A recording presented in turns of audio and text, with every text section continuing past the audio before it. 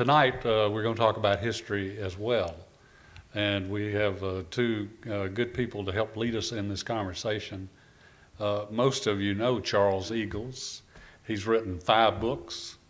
He got his master's and his doctorate degree from University of North Carolina at Chapel Hill. The book that I first read of his was The Price of Defiance, about the tumult here at Ole Miss around the admission of James Meredith. He's won 2 major book awards, and he's just an all-around good guy. I've enjoyed talking with him. He gets it. He understands what works and what doesn't work. I was telling him that I told him I had high expectations for his book on the Meredith crisis, and I had low expectations for this book. And that's because how do you make interesting a book about a book? Well, one way you do it is you frame it in a larger context, and we're going to see that today. And the person who's going to help us see that is a professor here at Ole Miss, Dr. K.B. Melear, right? He came to Ole Miss in 2004. I should mention that Charles was a professor here for 30 years, and he recently retired. He has that vaulted title of Professor Emeritus. Means he can do whatever he wants to do. Dr. Melear is Associate Professor of Higher Education here at Ole Miss. He got his master's in accounting here at Ole Miss, and then he went to Florida State and got his doctorate in higher education. And he has received a number of awards while teaching here at Ole Miss. He was named the School of Education Researcher of the Year in 2007, 2010, 2013, and he was named School of Education Teacher of the Year in 2015. And so I think these 2 distinguished professors are going to lead us into a conversation that tells us a lot about ourselves. And I had the opportunity to help build the museum in Washington, and I learned that the hardest thing is not what you put in, but what you leave out. And I'm sure they're going to get into what has been omitted from history in Mississippi over the years. And so please join me in welcoming these 2 distinguished professors.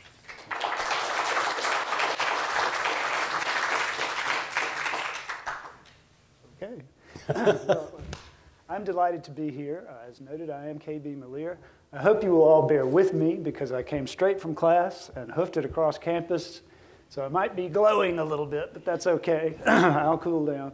We'll have plenty of heated discussion from Charles.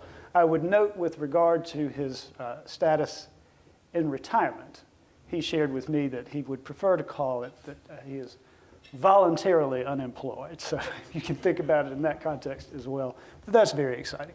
So what I thought we would do with this session, which provides us a really wonderful opportunity to speak directly to the author of this excellent book, is have a conversation. So this will be, we'll have some discourse here, and then what we're going to do is open it to the floor, because we know that you all have questions as well. So Charles and I met about this opportunity, so I could pose a few questions to see exactly what he wanted to talk about. One thing I think I'll begin with, which you and I have spoken about to some extent, is some of the process.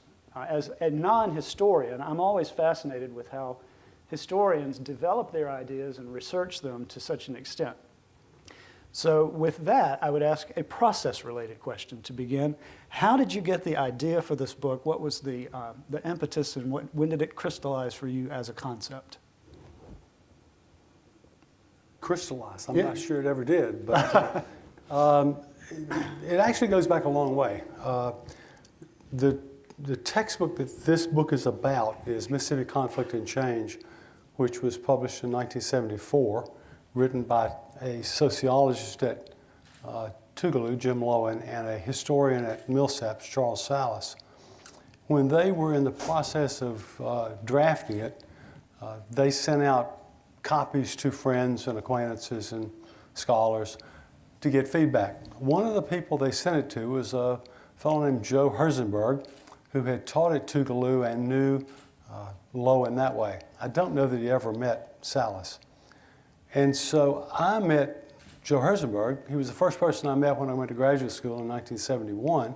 So it's from Joe that I heard, probably in 72 or 73, about this incredible project on Mississippi history that his friends were doing.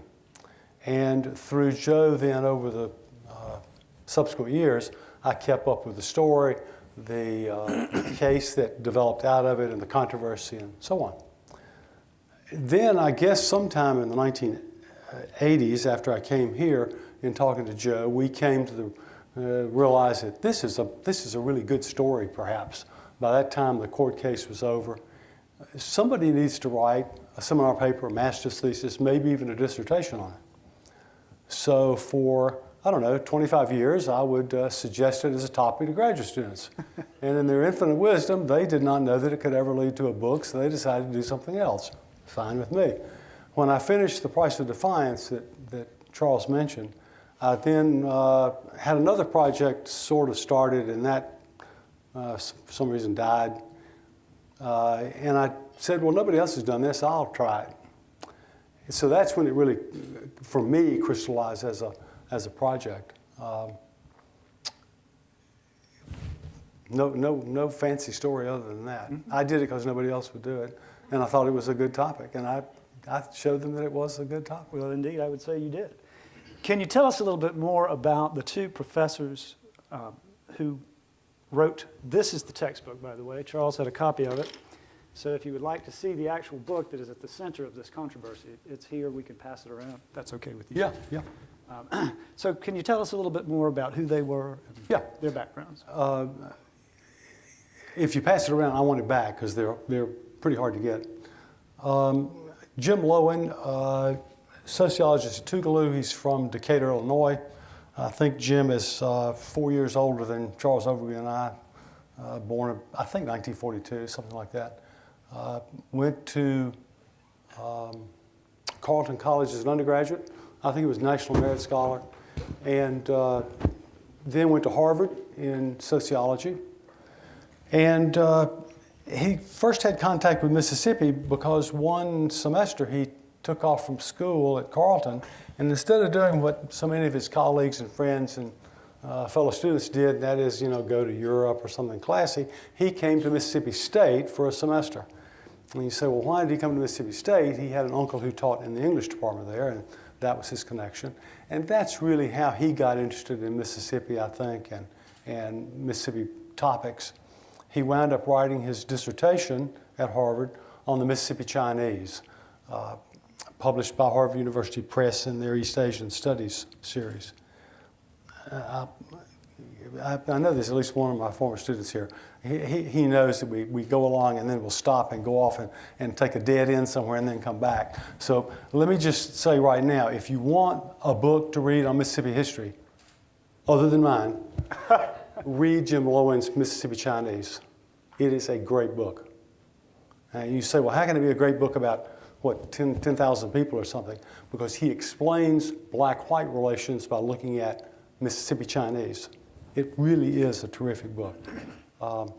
So he came then after graduate school to teach at Tougaloo, and was there not very long, and when he realized his students didn't know a whole lot about Reconstruction. He asked a question in class one time, and they were just awful. The black students were giving the Old South Confederate view of history, and he was appalled. The only student who knew anything about what Reconstruction was really like was one from Indiana. So that set him off, and when I say it set Jim Lowen off, this is a man of abundant energy, drive, just a powerful personality and really smart. So when he gets something in his mind, you can just tell he's determined he's going to do it. And he gets the idea that somebody should write a good Mississippi State history. As a sociologist, he's not looking for that. The other author was Charles Salas, a native of Mississippi, graduate of Mississippi State, got his master's at Mississippi State, then went to the University of Kentucky and got his PhD, taught for a number of years in Kentucky, and then came back in the late 60s to Mississippi and taught at Millsaps all of his career. if I have to be careful using adjectives. Many people in here know, how many people in here know Bill Ferris? You know Bill Ferris. Jim Loewen is a Yankee version of Bill Ferris. This huge personality, overpowering. You get the picture. Well, Charles Salas is a white Mississippian who is very quiet and gentle, genteel, I suppose, and the exact opposite in a way. So they make an odd combination. Salas, in teaching Mississippi history, and that's what his dissertation was on, an aspect of Mississippi history, he comes to realize there aren't any good textbooks either. One of his students actually talks to him about the student taking a year off and writing a textbook, and Salas says, go for it, we need one. Well, somehow, and it's not exactly clear, how Loewen and Salas get together.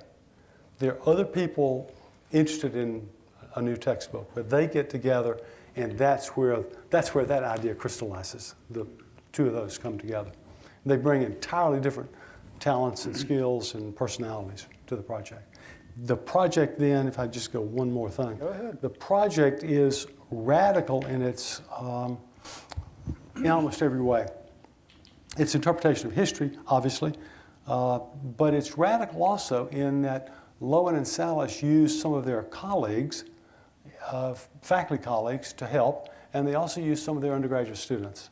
And they're listed in the book on the title page. I don't know of any other book that's done that, where you use undergraduates. So there was a big debate when the book is published whether they should be called editors, authors, or what. They essentially, in the final analysis, I think, are responsible for all of the writing. They take what the undergraduates do and their colleagues and bring that together in a smooth book. Well, that's a really good segue into the next question that I was going to ask you. I'm sorry. No, not at all. It's perfect. It's a perfect segue. Could you share with us what made this book so controversial at that time? Well, that question involves kind of many different levels, I think. The most obvious is that they wanted to present the latest historical scholarship, which means that they don't present the Confederate view of Reconstruction. They actually talk about slavery. If you go back and look at some of the earlier textbooks, slavery is just almost not even there. And if they do talk about slavery, it's, the slaves, they were treated well and they were happy and they worked hard, and isn't that fine? And Loewen and Salas were determined to overturn that view. So their book is not a story of white men and all their accomplishments. It's whites and blacks, it's women, it's workers, it's the whole range of Mississippians. So that then leads at a larger reason, and that's controversial. People don't want to hear that. That's strange and radical and foreign. On a different level, though, what they're doing, I think, is offering a kind of redefinition of what Mississippi is and who Mississippians are. They're broadening that to include all kinds of people at the very time that Mississippi has been upended by the Civil Rights Movement. Mississippians themselves are having some real doubts about just what is Mississippi? Who are Mississippians?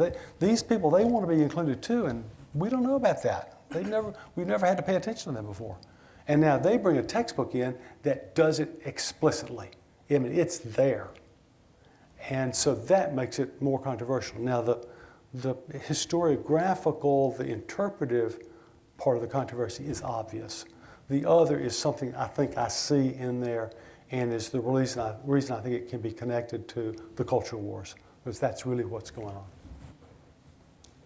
Could you share with us a piece of information regarding the section that treats the power of textbooks at that point in time? I was just in class and mentioned this to my students that we were coming. I implored them all. I see I have two, so bonus point headed your way for sure. We talked about this idea that the electronic world has changed the face of the way that we do things. Mm-hmm. For most of us in this room, textbooks were very important, and certainly in this section you treat that quite nicely. I've got statistics in there, and I can't call them to mind, but it's the number of hours that students spent doing homework throughout their they don't do homework in undergraduate, secondary schools, primary and secondary. The number of hours, like 95% or more, are textbook based. Textbooks determine what teachers teach. They shape the curriculum. So textbooks are really powerful. Now, the reason they're controversial is that some people believe that what textbooks should do is tell little Mary and little Johnny what they should believe. And so you teach a kind of patriotic view of American history that's celebratory and doesn't cause any problems. And Lowen and Salas have a quite different view of what a textbook should do. It should, in fact, present lots of questions. It should open the school and educational enterprise to a marketplace of ideas and not just one particular view. That becomes very threatening if you're not accustomed to that and don't know how it's going to work out. And because once you open it up, it's kind of uncontrollable. But textbooks are fundamental, I think, to the way classes operate, the way teachers teach, and the way students study. And one of my favorite lines of all time was a fellow said, H.W. Brands at Texas. I heard him interviewed one time, and he said, you know, every student in the United States, every person in the United States can maybe remember high school, and if you ask them who their history teacher was in high school, none of them know. But they do know one thing. They know the first name, because the first name of their history teacher was Coach. Now that tells you then that Coach is dependent on the textbook to teach history. So for particularly history, the textbook is irreplaceable, I think. At least it was back then. Is that? Yes. Good? So in terms of this textbook, once it was published, what was the reaction, the reception? Like most textbooks, the reception is non-existent in many ways. But this one does get reviewed several places. It gets reviewed in the Clarion Ledger, it gets reviewed in some newspapers, gets reviewed, Robert Coles, the Harvard psychiatrist, reviews it in the Virginia Quarterly Review. Bill Miner reviews it in the Harvard Education Review. So it gets some attention. But this book's going to get more, we hope. But it doesn't get a lot. But it does achieve one thing that I think is important. The Southern Regional Council gives it its Lillian Smith Award for nonfiction. And that really elevates the book. It wins that prize over, what's his name? Well, Eugene Genovese's book was a hot contender, and the book on Nate Shaw by Theodore Rosengarten was a contender, and this book wins. And so it's pretty remarkable that it gets that attention. But in terms of widespread attention, not all that much. The attention it does get, obviously, is from the state. Right. The whole goal of this is to get it in students' hands. And in order to get the book in students' hands in the 9th grade, it's got to be approved by the State Textbook Commission. It doesn't have to be, but that's the only way school districts can use state funds to buy the book. Otherwise, they have to use their own money, and in Mississippi, that means it's not going to be used. So it has to be submitted to the State Textbook Commission, go through its review process, and so on. And that's where problems arise. It's very controversial. The rating committee, made up of 7 Mississippians, all of them educators, turns it down, and the State Textbook Commission turns it down. So it's basically killed right there in 1974. Lowen and Salas then decide that they've got too much invested in this, and they decide to go to federal court and sue. Well, let's talk about that a little bit. So this stimulated litigation. They made a First Amendment claim. They had discrimination claims rooted in the 13th, 14th, and 15th Amendments. which ultimately the court found that they should prevail. Yes. Yeah, U.S. District Court. It's interesting that they filed a case, I'm not sure, I guess late in 1974, maybe 75. That's why you write books, you don't have to remember anything anymore.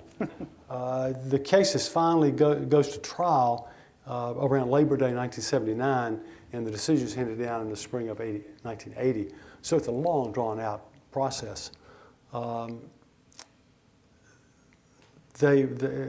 They originally, with Mel Leventhal, with the NAACP Legal Defense Fund, they originally make the argument based basically on the 14th Amendment, privileges, immunity section, and citizenship, and so on. Under Frank Parker, who comes in when Leventhal leaves, who's with the Lawyers Committee for Civil Rights Under Law, Parker changes the argument a bit, and so it becomes really more of a First Amendment academic freedom case. But the court does rule, Judge Orma Smith rules in the spring of 1980 that the Textbook Commission does have to approve it, does have to make it available. The problem, one of the problems that then arises is that it's 1980. The book's 6 years old.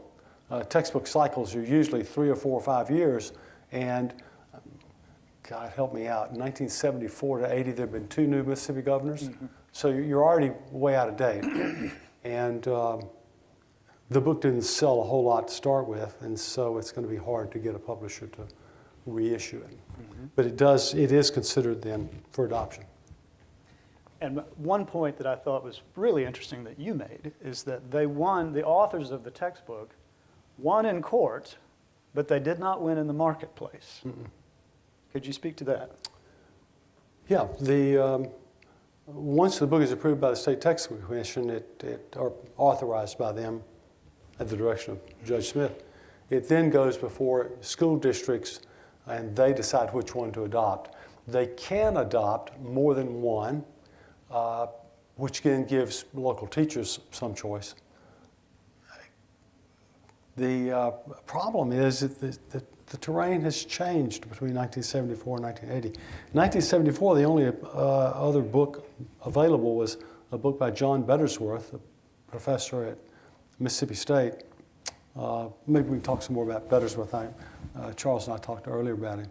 But his book represented kind of the white supremacy, segregationist point of view of history. And Lowen and Salas were going to compete with him. By 1980, there are 3 more textbooks on the market. One of them by someone you know, David Sansing, is really, really a clever book. Clever in a good way, I suppose. Maybe in a bad way. What Lowen and Salas did is they opened up a lot of space, a lot of historical, interpretive space by running counter to Bettersworth. And I think most people, Lowen and Salas didn't realize this, but most people I think realized that book's not going to be adopted by many school districts. It's just, it's too far out there. So what Sansing did, David's a friend, known him for almost 35 years now, so I'm going to try and be fair to him. What David did is really, really astute. He said, you got Bettersworth over here, and you got Lowen and Salas over here. People are going to be embarrassed maybe to adopt this one, and they're going to be scared of this one. I'm going to go right here. I'm going to not be as bad as those guys or as radical as those guys. So he writes a textbook. His gets the most adoptions. That's what happens. They fail in the marketplace again. Now, I will tell you, one of the interesting things is that Charles Salas and David Sansing and John Ray Skates were all in high school together in Greenville. So these guys know each other. Charles Salas, gentleman that he is, seems to bear no grudge. Jim Lowen, I think, is really upset at what Sansing did. He feels, if I can attribute feelings to someone, he feels they did all the work and he got all the attention and he made all the money. If it hadn't been for them, he wouldn't have been possible. Have I lost you with my pronouns? So he's really, I think he would probably throttle David if he had a chance. So they lost in the marketplace. After that initial round, they had, I don't know, maybe 20-some school districts adopted their book, but they would adopt it in tandem with one or two others. So the number of schools that actually used it, very minimal, and not many sales. And it then goes out of print. That's why that copy that's going around, if it is somewhere, is valuable, because they're hard to get. We'll have to be sure that that is properly returned. We'll check at the door. So I would note that the American Library Association considers this case to be a noteworthy First Amendment case regarding the freedom to read freely. Mm-hmm. So this is a very important First Amendment case involving questions of academic freedom in the First Amendment that emanates from the state of Mississippi. So we can be pleased about that. So we've got about... Can I follow up on Charles and I talked earlier? Yes. John Bettersworth, the author of the book that dominated the market in the 1950s and 60s and that Lowen and Salas were consciously trying to rebut. Bettersworth intrigued me. At the start of this research, I thought, he is a son of a bitch. You know, here's a guy who's teaching at Mississippi State, writing a book that the segregationists want, that the Citizens Council want. I said, he's going to be awful. A little detour. I went into Price of Defiance thinking I was going to hate J.D. Williams, too. I came out with a lot of respect for J.D. Williams. When I went into this, I thought, Bettersworth, no, the guy is amazing. He is amazing. He's a talented historian, a superb writer, savvy beyond belief. His dissertation, published in a book form in the early 1940s, is remarkable. Go read it. No, I don't. But it's remarkable. In terms of its interpretation, it's not anything that the UDC would like. But they never read his book. So they supported his textbook. Well, I thought, what's going on here? And then I stumbled across, back up. First thing you do when you do research in 20th century American history, you go to the New York Times Index and just follow your topic through the index. Easiest way to get the lay of the land. You do that with Bettersworth, and what do you find? That guy, teaching at Mississippi State College, I suppose, reviewed more than 30 times for the New York Times Book Review. You say, what's going on here? How did that happen?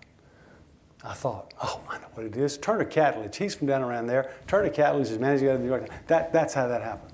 No, not Turner Catledge. So I'm going to tell my Ann story. So I'm at the archives. Charles Overby's wife knows the person I'm going to mention here. Has known her, what, since first grade? Or almost. So I'm at the archives. I got a big collection to look at, finished that, put in another request for collection. And in the meantime, I asked the archivist there, Ann Webster, to get me a little folder, a vertical file of clippings about a man named Nash Burger. And I wanted to know about Nash Burger because he co-authored a book with Bettersworth, and I didn't know anything about him. I thought, well, this would be time. Oh, I said time to kill. That's not what I want to say. It will be a good way to kill some time. And so she brings it out, and I'm standing there looking at it, and it hits me. I now understand. Nash Burger and Bettersworth and Eudora Welty were in school together in Jackson.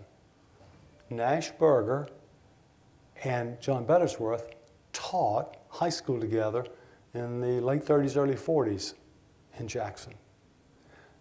Eudora Welty, during World War II, worked for the New York Times Book Review. Eudora Welty got a review assigned to Nash Burger. The editor of the review liked it so much it ran on the front page and asked Nash Burger to write some more. Next thing you know, Nash Burger, mid-40s, is working full-time for the New York Times Book Review. And he then works to get his old friend to write reviews too. It's all who you know. Well, when I figure this out, I just scream, and Ann Webster looks at me like I'm, she needs to call somebody to help. And but it was one of those moments you don't have very often. And then when you read Bettersworth's reviews in the New York Times, you realize this guy is really smart. This guy understands revisionist history. This guy is not a Neanderthal. He understands the way historical interpretations are moving, and he can write for a national audience. He reviews, for some of you who know a little bit about American history, he reviews in 1956 the key book in the 1950s, almost the key book, on American slavery by Kenneth Stamp, The Peculiar Institution. They choose Bettersworth at Mississippi State, not Jim Silver. Bettersworth reviews that book. It's one of the fundamental books in the history of slavery. And he gives it a positive review. That's pretty impressive. So Bettersworth comes out of this looking, for me at least, I would really like to meet him. He's deceased, but I mean, he was able to write really a lousy textbook that the Citizens Councils and the UDC and all those people liked, and make a lot of money, and also review for the New York Times. It's pretty clever, pretty able. That's my Bettersworth story. I just have to put in a good word for him. Go read his reviews. They really are fun. And you'll encounter him in the book. Excuse me. So we have some time remaining, and we want to open the floor for your questions about the book, the process. Yes. I was wondering, Charles, if I assume there's just one edition of this textbook, and No, there are actually two editions. Okay. They do have one has to be revised because as a result of the court judgment, they have to make some corrections that the defendants want in the textbook. So there's some revisions, a modest attempt to kind of bring it up to date, but. Was the atmosphere different enough in 1980 as opposed to 74 that they might have had a better chance, even without that decision, of getting it adopted for use in school? No, you mean if Sansing's book hadn't been there? Correct. Yeah. Maybe marginally. I just don't think it was probably going to be adopted. It's too strange for most Mississippi teachers. It's an amazing book. If you look at it, it's not just the interpretation, it's the design of the book. If you look at American history textbooks now, it won't be surprising to you, but if you can remember what they were like in the 1970s, that's a dramatically different book. They have pictures that bleed to the margins. They have all kinds of stuff in the margins, explanations of things, and they direct students, okay, compare this map on page 84 to the map we showed you on page 22 to get you so you can see the connection between disfranchisement and slavery, or disfranchisement and cotton production, or whatever it was. It's radical in that way too, and I think a lot of people just weren't ready for that. Yes.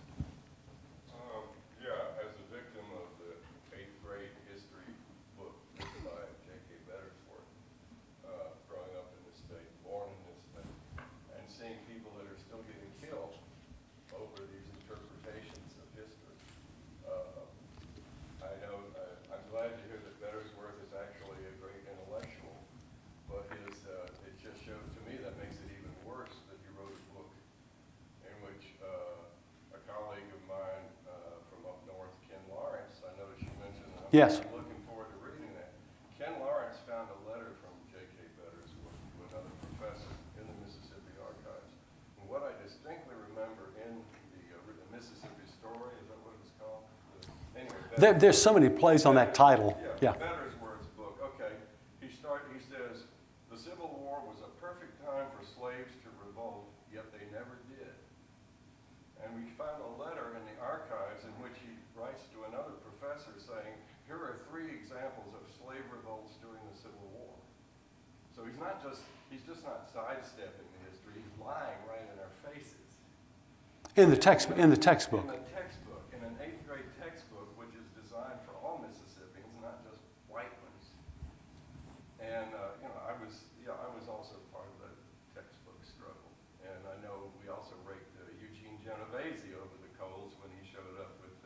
people to enroll, but that's another totally different story. Anyway, but I wanted to get in my better's worth, my opinion as an 8th grader, Yeah. and what we had to read about this, the glory of the Citizens Council and the State Sovereignty Commission. I want to quibble with one thing. I'm not sure I said that he was an intellectual. Oh, okay. I beg your pardon. Yeah. I don't think I used that word. He's a very accomplished historian. And yes, an opportunist, without a doubt. I think to be fair, though, we have to say that maybe Lowen and Salas were opportunists too, and that they saw this as a chance to do something. Certainly, it's sort of fair, I think, to say David Sansing was an opportunist. So, I'm not letting Bettersworth off at all. I find, as you said, the textbook all the more amazing when you know what the man really knew and understood. And wouldn't tell his audience. Well,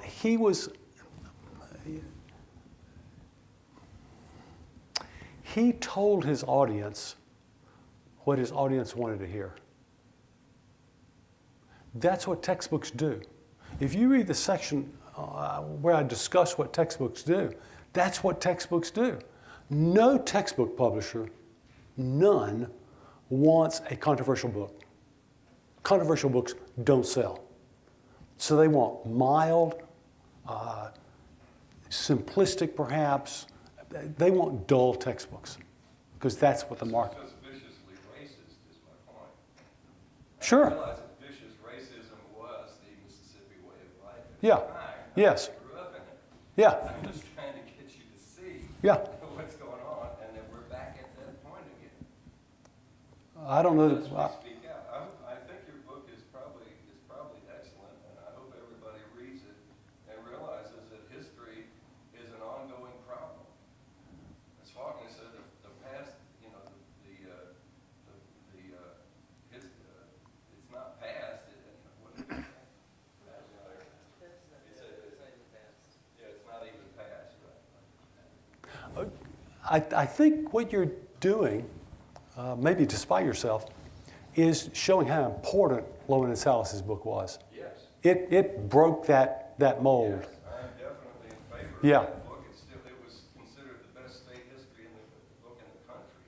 It's still the best Mississippi history book if you want to read one. I mean, it's Right.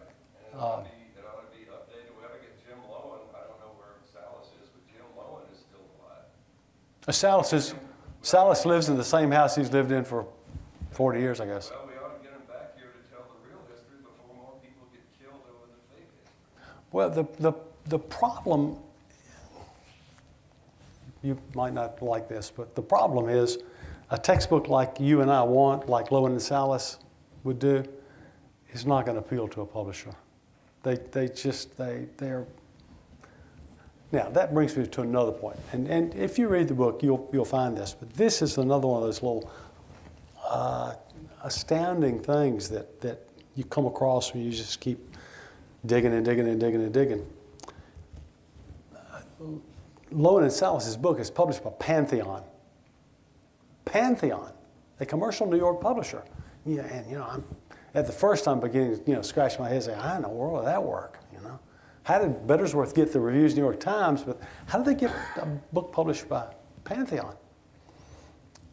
Well, you just have to know a couple of things. One is that the editor of Pantheon is a man named Andre Schifrin, who likes to publish radical stuff.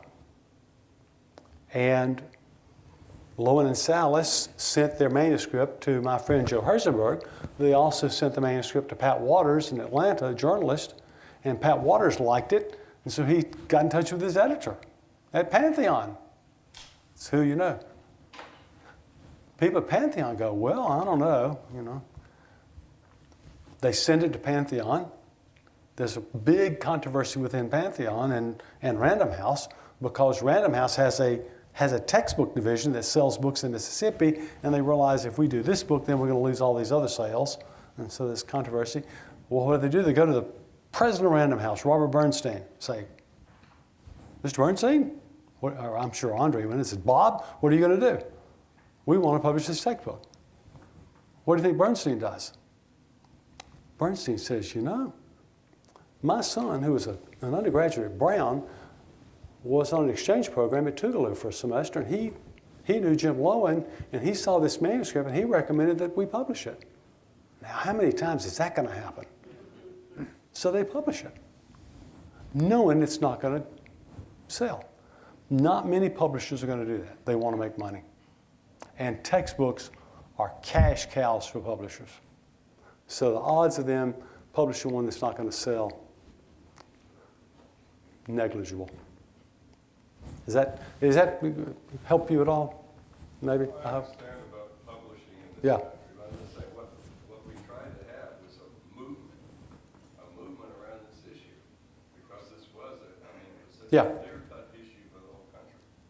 So we actually did stir up some dust back in the 70s and 80s before you got there. Sure. But thank you. So as the father of an 8th grader whose textbook in Mississippi history I can't look at because it's on her computer, who would you say, would you say that either Sansing or this book have influenced the later editions of Mississippi history texts? And are they still falling under this, well, we better give them what they want to hear or nobody's going to adopt it? A couple of things. I would say that if you say Sansing affected later books, you have to say that's Lowen and Salas indirectly. Okay.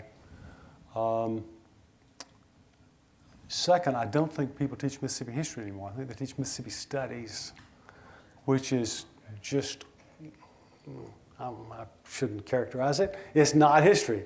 It's just a bunch of mush. It's literature and geography and civics and, all crammed together. Third, I don't know. I don't know anything about it. Look, once this case is settled and the couple of controversies right after it, I stopped. So I can't really deal with policy today or textbooks. I can probably guess they're not real good.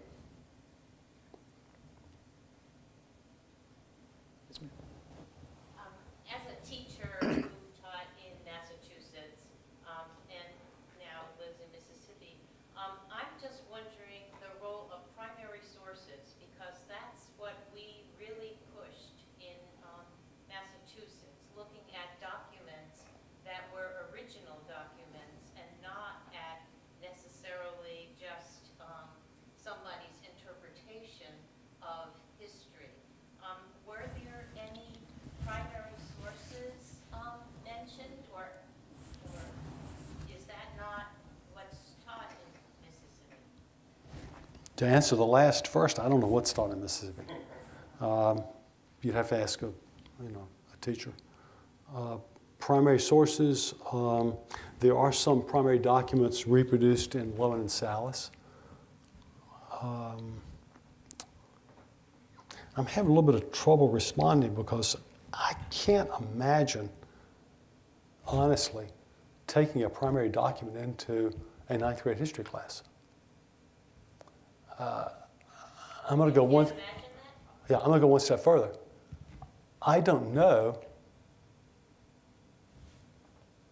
I am certain that I never took a primary document into an American History Survey class in 34 years of teaching survey, or more than that, almost 40 years, I guess. Students are not prepared to deal with primary documents. Let me give you an example. Now, well, this is getting off, but this you hit a nerve. If you want to use one Puritan sermon as an exemplar of Puritan sermons, that's fine.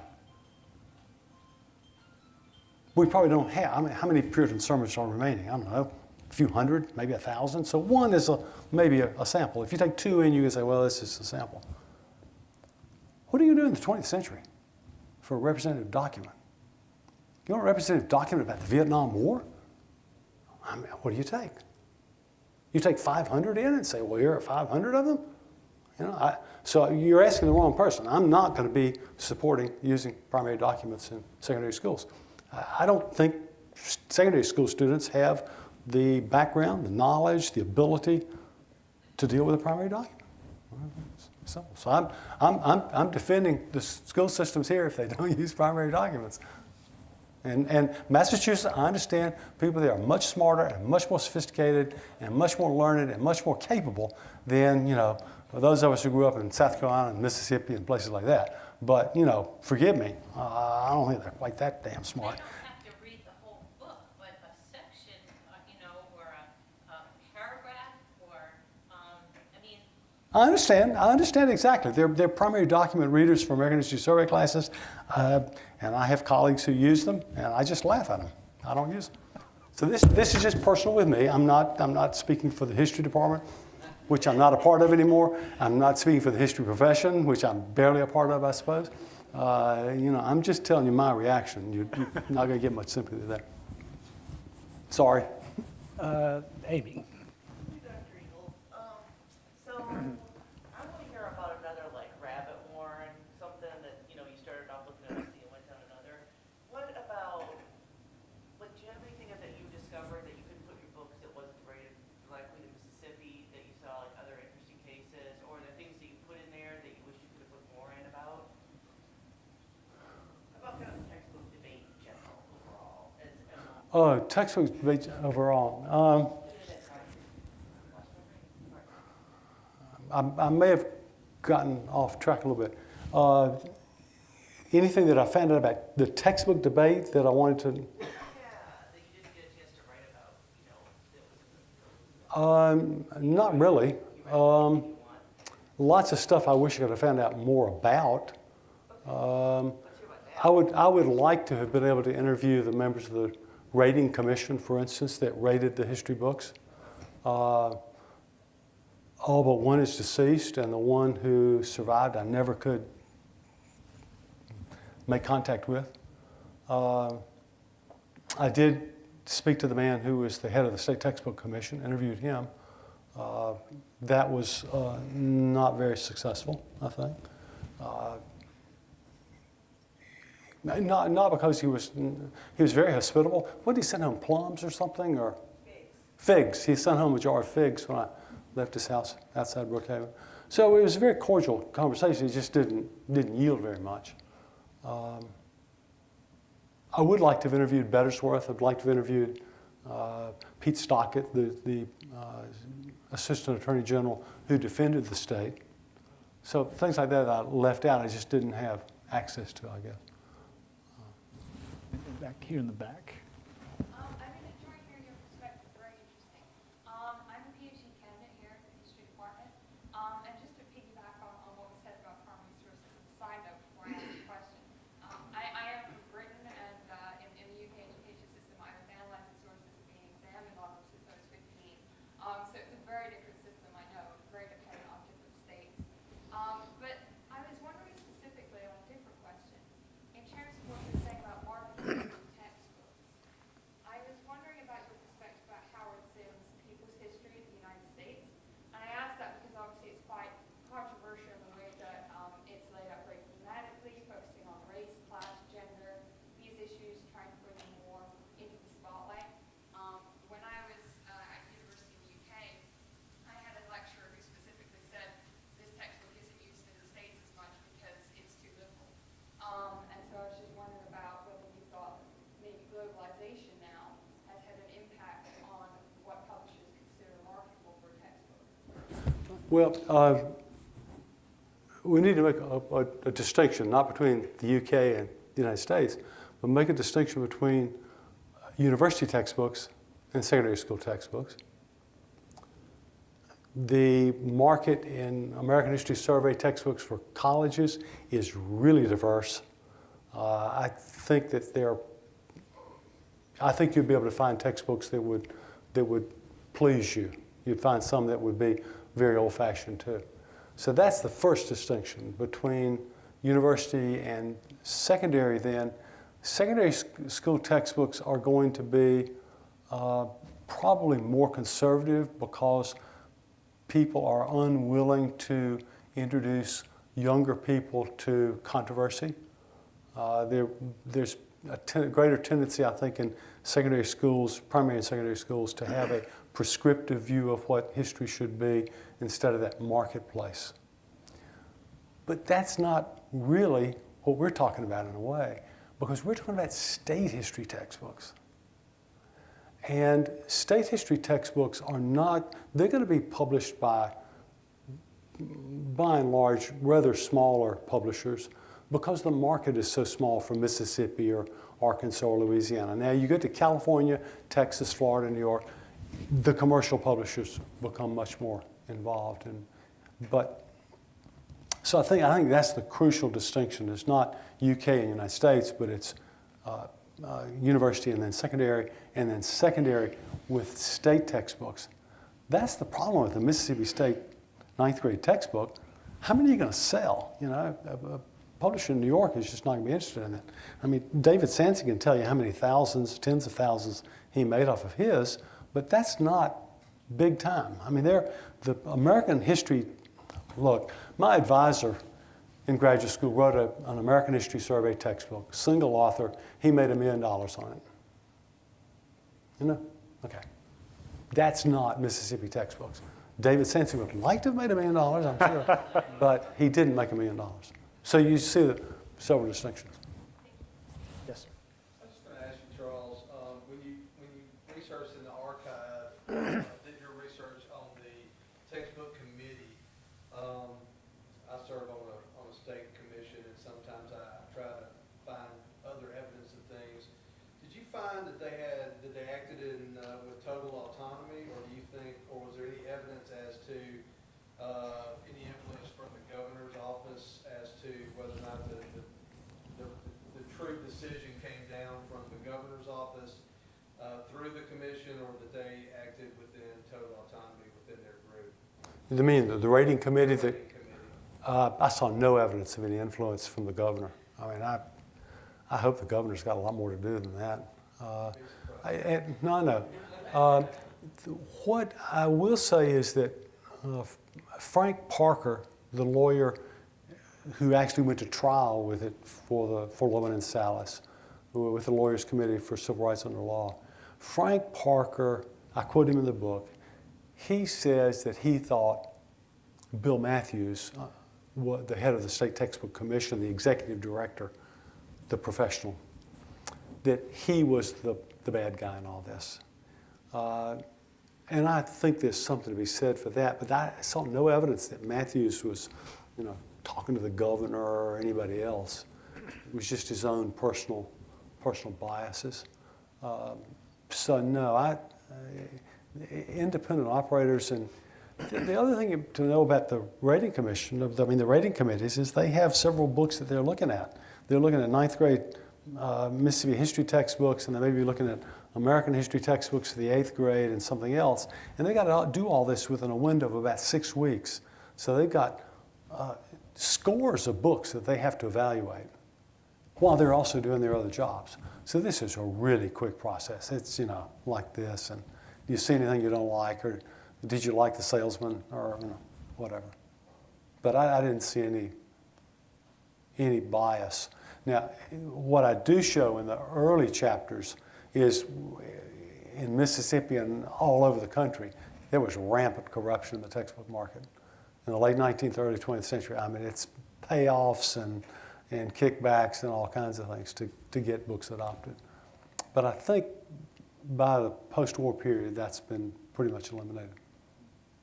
Now, you've read the book, I think. I haven't yet, but I'm... Okay. Well, one of the things you'll find at the end, he was my student. He should have had the book read by class time. One of the things you'll find at the end is that one of the controversies that engulfs the Textbook Commission is that people on the Textbook Commission were getting all these free copies, like college professors do, except they're getting hundreds of them. They're selling them back. They're making... involved with secondary textbook,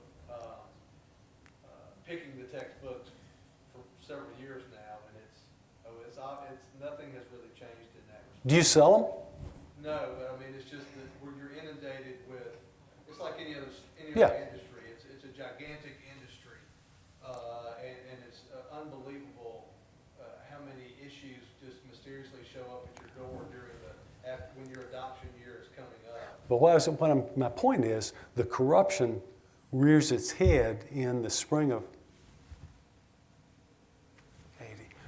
81, when it's revealed that Matthews and others on the board were making thousands of dollars by selling these textbooks back. Oh, absolutely. And that was illegal. I mean, he's removed from his job at the Textbook Commission because of that. Well, because of that and something else which I will not tell you. You'll have to read, but it has to do with a really salacious moral charge. Which, when I asked him about it, he said, I don't remember anything about that. I don't know. Of course, of course. Enjoyed the presentation, looking forward to reading the book. It seems like the picture you paint is that Lewin and Salas were writing a corrective to what they kind of saw as a lie being told by history books in the elementary school and the secondary education level. And I'm wondering if you could kind of fast forward to the present. Do you have a sense that in Mississippi we still have a need for this kind of corrective, or has this controversy that you write about kind of opened up the discussion that we tell a more truthful story about our past in this state? I'm going to say what I said before. My interest really stopped about 1981, 82. My sense is that it's going to be very hard to go. We're never going to go back to Bettersworth or Pearl Guyton or Mary Duval or some of those other books. Never going to go back that far, no matter what happens. I mean, the time has changed. There may be, I'm sure there are other things in the textbooks now that we would say, oh, they're not doing that adequately.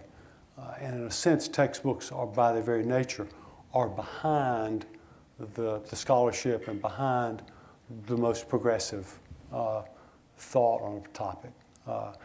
Maybe that's not true in physics, but and I think in the humanities that's going to be true. There's going to be a lag time.